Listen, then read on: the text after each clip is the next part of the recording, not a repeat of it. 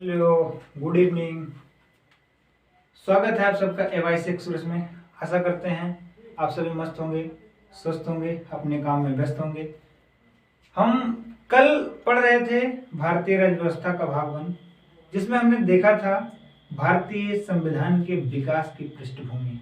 हमने देखा था कैसे भारत में संवैधानिक विकास हुआ 2 चरणों में। एक तो कंपनी के शासन के अधीन, दूसरा ब्रिटिश क्राउन के अधीन।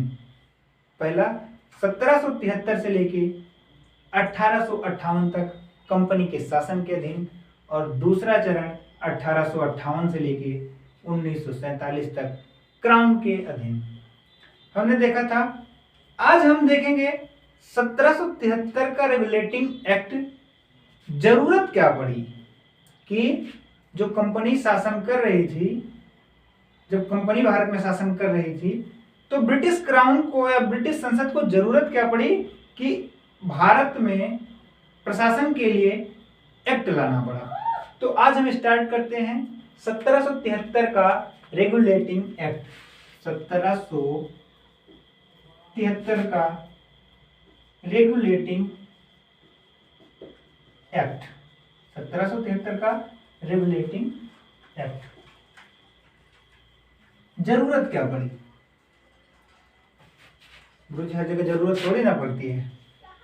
नहीं, जरूरत पड़ी तभी ब्रिटिश क्राउन के द्वारा या ब्रिटिश संसद के द्वारा भारत में कंपनी के शासन में हस्तक्षेप किया गया। बिना जरूरत के कोई कार्य नहीं किया जाता। तो किया क्यों गया? हुआ कुछ ऐसा, आप सबने इतिहास पढ़ा है आधुनिक भारत का।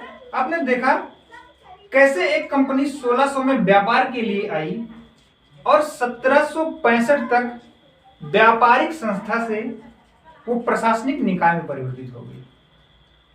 और जब एक कंपनी व्यापारिक संस्था से प्रशासनिक निकाय में परिवर्तित हो गई, उसने मनमाने ढंग से व्यापार करना प्रारंभ कर दिया, जिससे भारत का वर्ग, तो भारत के जो लोग थे, कृषक वर्ग था, उद्योगी वर्ग था, भारत की जो जनता थी, ये सब नाराज तो हुए, साथ साथ ब्रिटेन की जो सरकार थी उसको भी घाटा हुआ। घाटा क्यों हुआ?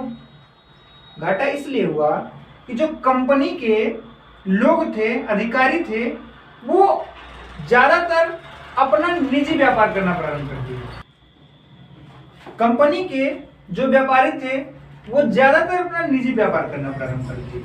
निजी व्यापार, वो भारत में कंपनी के लिए व्यापार तो करते थे, लेकिन निजी व्यापार करते थे और निजी लाभ के लिए काम करना प्रारंभ कर दिए, जिससे दिन प्रतिदिन कंपनी का घाटा प्रारंभ हो गया और सरकार को जो लाभ मिल रहा था वो लाभ मिलना बंद हो गया।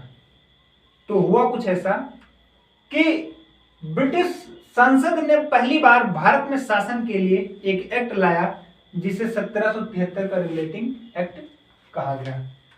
ध्यान देते हैं, 1773 में जब रेगुलेटिंग एक्ट आया, उस समय जो ब्रिटिश क्राउन था या ब्रिटेन के जो राजा थे, ब्रिटिश क्राउन, ब्रिटेन के जो राजा थे वो जॉर्ज तृतीय थे। जॉर्ज तृतीय थे। इनका कार्यकाल देखें अगर 1760 से लेके ये 1820 तक थे। ब्रिटेन का जो पीएम थे, ब्रिटेन के जो पीएम थे, पीएम लॉर्ड नॉर्थ थे। लॉर्ड नॉर्थ थे। ब्रिटेन में 500 पाउंड वाले शेयरधारक के बदले, अब सर ये 500 पाउंड वाले शेयरधारक कौन से थे? तो भैया बात कुछ ऐसी थी कि जब कंपनी का गठन हुआ था तो कंपनी में बहुत सारे लोगों ने पैसा निवेश किया था। जैसे आप जानते हो कि कंपनी में बहुत सारे लोग पैसा निवेश करते हैं, तो जो कंपनी में पैसा निवेश करते हैं वो शेयरधारक कहलाते हैं, और उन शेयरधारकों को लाभ से उनका हिस्सा मिलता है। तो कंपनी के जो मेन शेयरधारक होते हैं, जिन्होंने ज्यादा शेयर लिया होता है, वो कंपनी के लिए नियम भी बनाते हैं। तो इस अधिनियम के अंतर्गत क्या किया गया?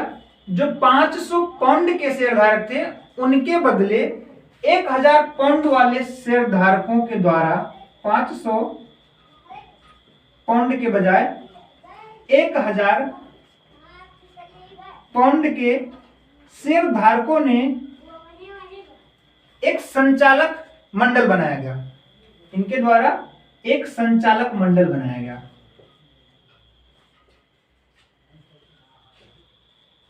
संचालक मंडल बनाया गया और इस संचालक मंडल ने बंगाल में प्रशासक मंडल को गठित किया।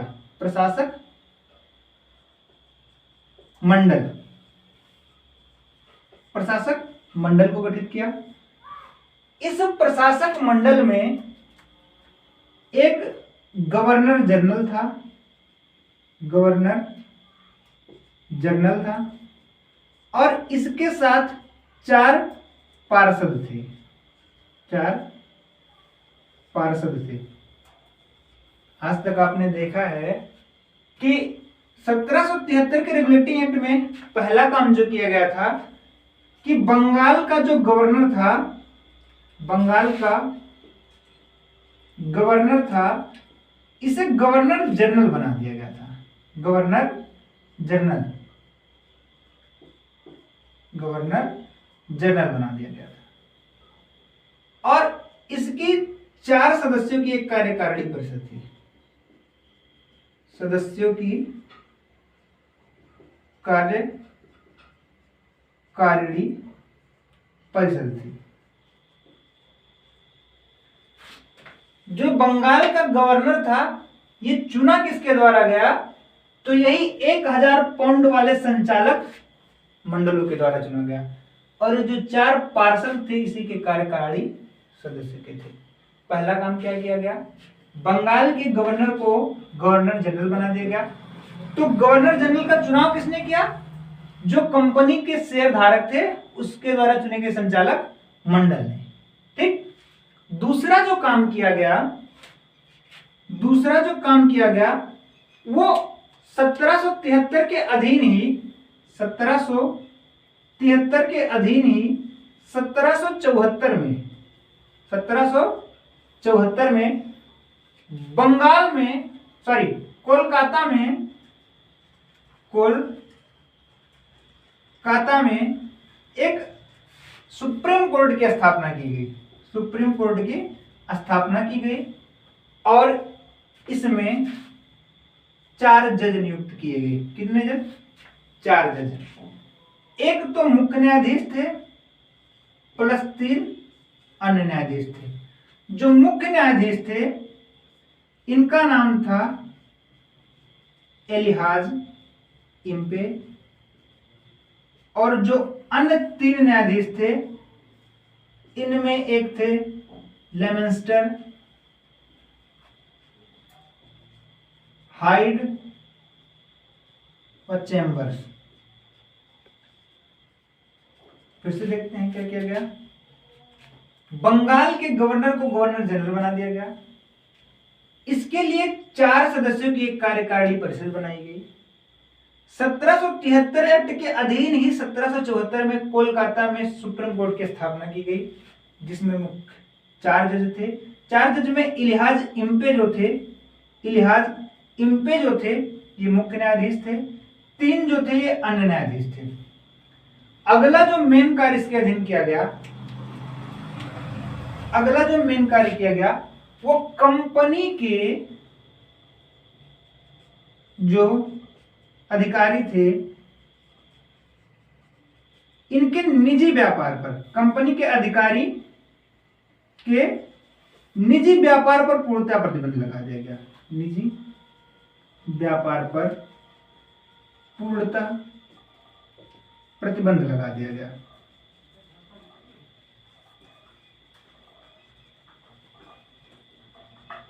पूर्णतः प्रतिबंध लगा दिया गया। हमने देखा बंगाल के गवर्नर को गवर्नर जनरल बना दिया गया। उसके 4 सदस्यों की एक कार्यकारिणी परिषद बनाई गई।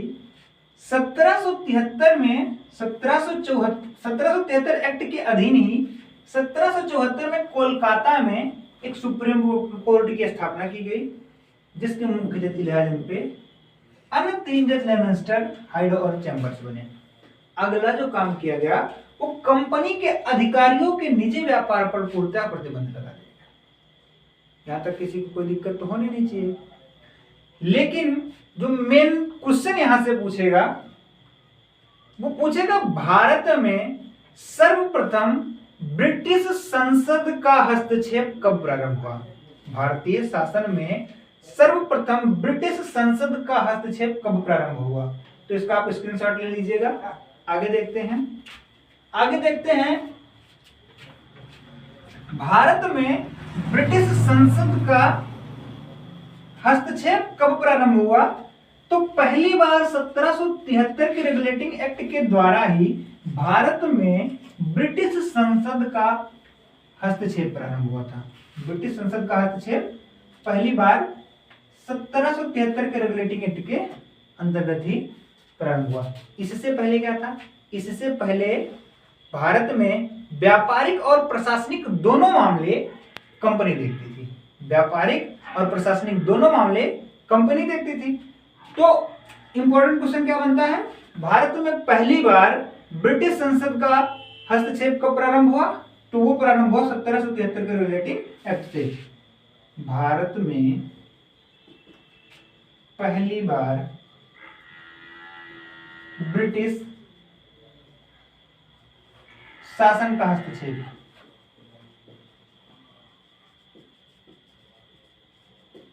प्रारंभ हुआ।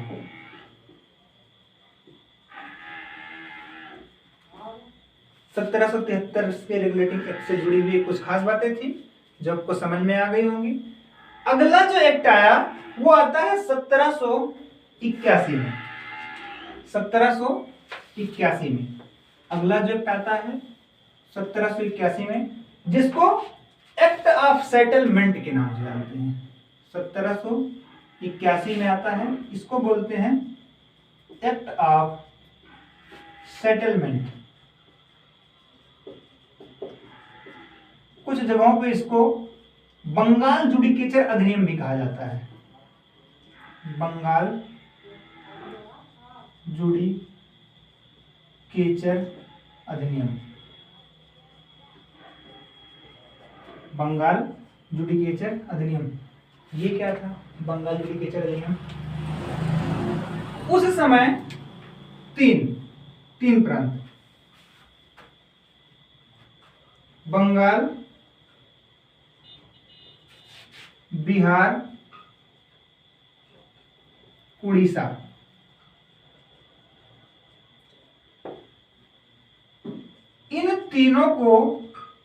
इन तीनों को कलकत्ता के अधीन कर दिया गया। सर इसका क्या मतलब हुआ? कलकत्ता के अधीन करने का क्या मतलब हुआ? तो कलकत्ता के अधीन करने का मतलब यह है कि जो कलकत्ता की गवर्नेंस थी, कलकत्ता में शासन करने वाले जो लोग थे, वो चाहे वायसराय की, गवर्नर जनरल की चाहे कार्यकारिणी परिषद हो या कलकत्ता सुप्रीम कोर्ट हो, उनको ये अधिकार दिया गया कि वो बंगाल, बिहार और उड़ीसा के लिए नियम कानून बना सकते हैं। इसको बोलते हैं 1781 का एक्ट ऑफ सेटलमेंट या बंगाल जुडिकेचर अधिनियम। कलकत्ता के अधीन किसको कर दिया गया? बंगाल, बिहार और उड़ीसा को कलकत्ता के अधीन कर दिया गया। इसके बाद अगला जो एक्ट आता है वो एक्ट आता है 1784 में। 1784 में अगला एक्ट 1784 में आता है, जिसको कहते हैं पिट्स इंडिया एक्ट। 1784 में अगला एक्ट आता है पिट्स का इंडिया एक्ट। 1784 में पिट्स इंडिया एक्ट आता है। इस एक्ट के टाइम पे जो पीएम थे ब्रिटेन के, वो विलियम पिट्स द एंगर थे। कौन था? William Pitts Anger.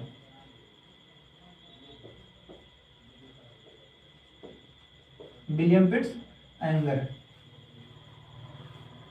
नाम बहुत अजीब है, पिट्स एंगर। देखो भैया, काम क्या किया गया, प्रावधान क्या किए गए, हमको इससे मतलब है। तो मेन कार्य जो किया गया, कंपनी में अब तक व्यापारिक और प्रशासनिक मामले जो थे, कंपनी दो कार्य करती थी, एक व्यापार तो करती थी क्योंकि व्यापारिक कंपनी जो व्यापार करने के लिए ही आई थी, लेकिन 1765 के बाद उसने प्रशासन करना भी प्रारंभ कर दिया था। इस अधिनियम के अंतर्गत क्या किया गया, कंपनी में द्वैध शासन लागू किया गया। द्वैध शासन को आप कई जगह पढ़ेंगे, हर जगह पे अलग अलग तरीके से पढ़ेंगे, अलग अलग जगहों पे लागू, अलग अलग जगहों पे देखेंगे अलग अलग तरीके से लागू किए गए हैं। तो पहला हम देखेंगे कंपनी में द्वैध शासन लागू किया गया। कंपनी में द्वैध शासन लागू किया गया। इस द्वैध शासन का मतलब क्या था, इस द्वैध शासन का मतलब क्या था, द्वैध शासन का मतलब ये था, एक BOD board of director, board of directors, board of directors, एक सीओडी, इसी को कहीं कहीं बीओसी भी बोलते हैं, इसको कोर्ट ऑफ डायरेक्टर या बोर्ड ऑफ कंट्रोल, तो हम बोर्ड ऑफ कंट्रोल लिख देते हैं, बोर्ड ऑफ कंट्रोल। अब देखो ध्यान से, इन दोनों के कार्य अलग अलग कर दिए गए। बीओडी का कार्य अलग कर दिया गया, बीओसी का कार्य या सीओडी का कार्य अलग कर दिया गया। तो बीओडी क्या करती थी, जो बीओडी था ये व्यापारिक मामलों को देखता था, व्यापारिक मामले, व्यापारिक मामले। और जो सीओडी थी या बोर्ड ऑफ कंट्रोल था, ये प्रशासनिक मामले देखते थे, प्रशासनिक मामले देखते थे।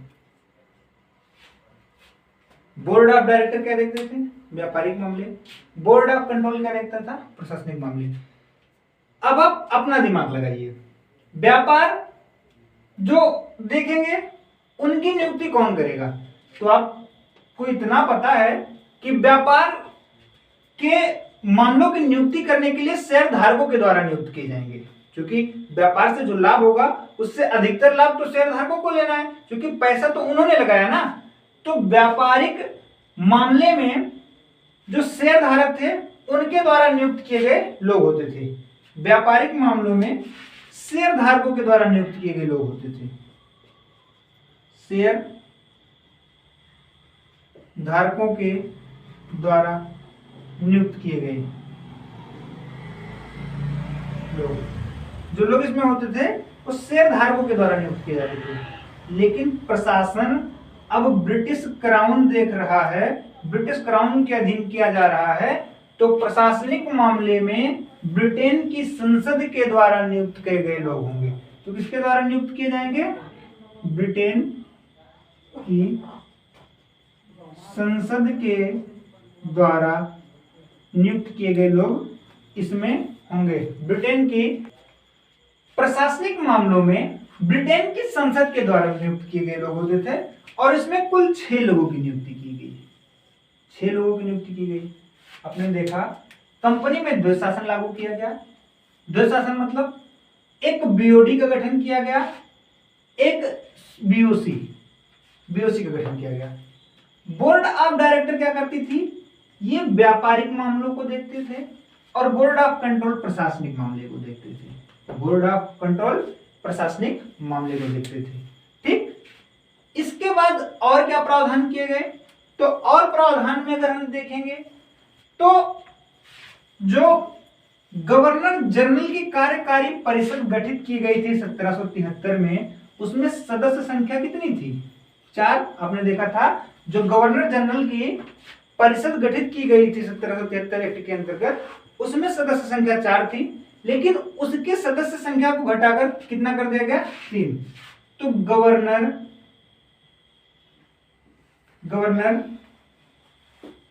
जनरल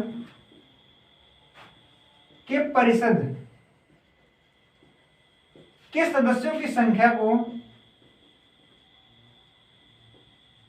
सदस्यों की संख्या कितनी कर दी गई? 3। 4 कब थे?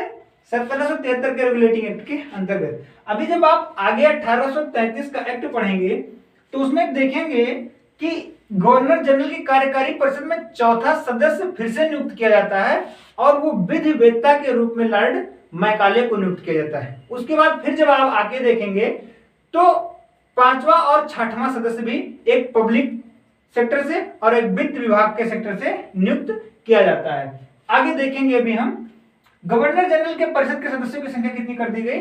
3 कर दी गई। दूसरा काम, गवर्नर जनरल को वीटो पावर दे दी गई। गवर्नर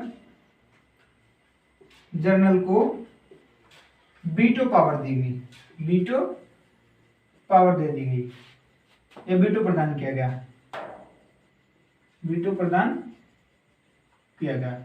गवर्नर जनरल को क्या प्रदान किया गया? वीटो प्रदान किया गया। इसके बाद भारत को पहली बार ब्रिटिश आधिपत्य क्षेत्र कहा गया। ध्यान दीजिएगा, पहले हमने बताया था कि ब्रिटिश शासन भारत में कब प्रारंभ हुआ या ब्रिटिश संसद के अधीन भारत में शासन कब प्रारंभ हुआ? 1773 के रिलेटिंग एक्ट से। लेकिन भारत को ब्रिटिश आधिपत्य क्षेत्र कब कहा गया? अभी तक कंपनी के शासन, अभी तक तो शासन कंपनी कर रही थी, कंपनी का आधिपत्य था भारत पे, लेकिन अब पूर्णतः प्रशासनिक मामले कौन देख रहा है? ब्रिटिश संसद देख रही है। प्रशासनिक मामले ब्रिटिश संसद देख रही है। तो पहली बार भारत को ब्रिटिश आधिपत्य क्षेत्र कहा गया। पहली बार भारत को ब्रिटिश आधिपत्य क्षेत्र कहा गया।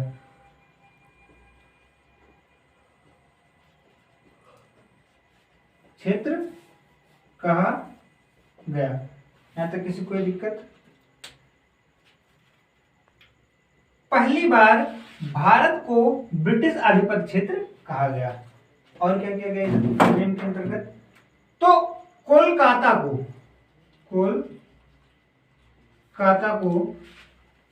पहली बार कंपनी की राजधानी बनाया गया। पहली बार कंपनी की राजधानी बनाया गया। कंपनी की राजधानी बनाया गया। इसके बाद अगला जो अधिनियम आता है वो 1786 का अधिनियम आता है। इसके बाद अगला जो अधिनियम आता है 1786 का अधिनियम आता है। हम देखेंगे 1786 का अधिनियम कौन सा अधिनियम है। तो 1786 का अधिनियम, 1786 का अधिनियम। इस अधिनियम में क्या किया गया? जो गवर्नर जनरल था उसको प्रधान सेनापति बना दिया गया।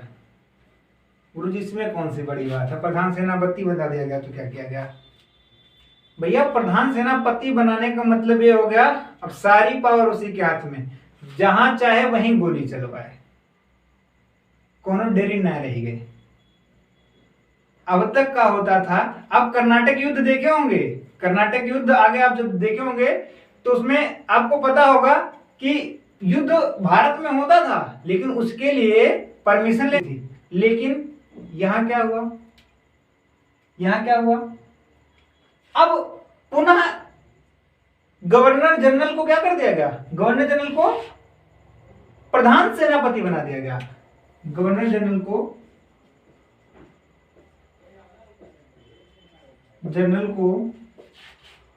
प्रधान सेनापति बना दिया गया।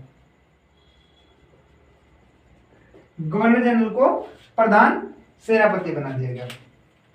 गवर्नर जनरल को और एक शक्ति दी गई, उसे यह शक्ति दी गई कि जो गवर्नर जनरल की परिषद थी, अगर गवर्नर जनरल चाह ले तो परिषद के सदस्यों को निरस्त कर सकता है। तो गवर्नर जनरल को अपने परिषद के सदस्यों के निर्णय को निरस्त करने की शक्ति दी गई। गवर्नर जनरल को परिषद के सदस्यों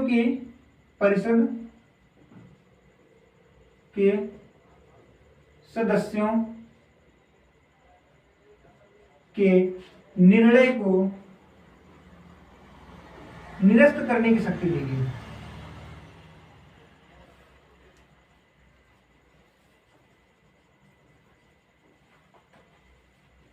गवर्नर जनरल को परिषद के निर्णय को निरस्त करने की शक्ति दी गई। इस समय जो गवर्नर जनरल था, आपको पता होगा, कॉर्नवालिस थे।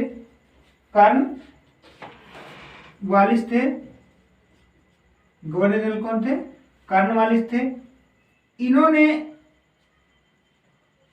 अस्थाई बंदोबस्त लगाया था, अस्थाई बंदोबस्त प्रारंभ किया था, और 1793 में कॉर्नवालिस कोड लागू हुआ था। कॉर्नवालिस कोड लागू हुआ था। तो आज हमने देखा 1773 का रेगुलेटिंग एक्ट, उसके बाद देखा 1781 का एक्ट ऑफ सेटलमेंट, 1784 का पिट्स का इंडिया एक्ट और 1786 का अधिनियम। यहां तक आशा करता हूं आपको समझ आया होगा।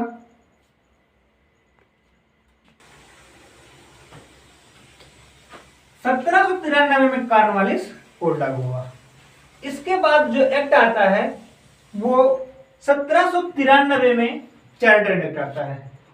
4 चार्टर एक्ट आते हैं, 1793, 1813, 1833 और 1853। इसके बाद मारकाट हो जाती है, आपको पता है। अंग्रेज 1757 की क्रांति में खूब पीटे जाते हैं। तो हम देखते हैं 1793 का चार्टर एक्ट।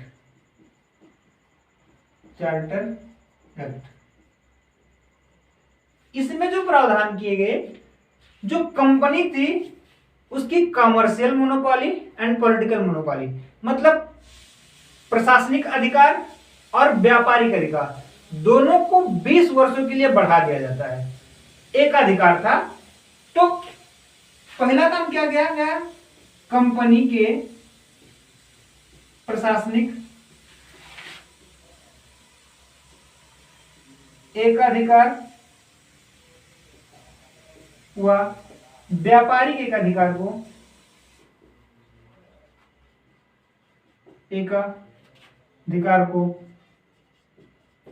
20 वर्षों के लिए बढ़ा दिया जाता है। 20 वर्षों के लिए बढ़ा दिया जाता है। जो दूसरा प्रावधान क्या किया जाता है, जो कंपनी के अधिकारी थे उनको जो वेतन था वो भारतीय राजस्व से दिया जाने लगा। कंपनी के अधिकारियों को वेतन भारतीय राजस्व से दिया जाने लगा। भारतीय राजस्व से दिया जाने लगा।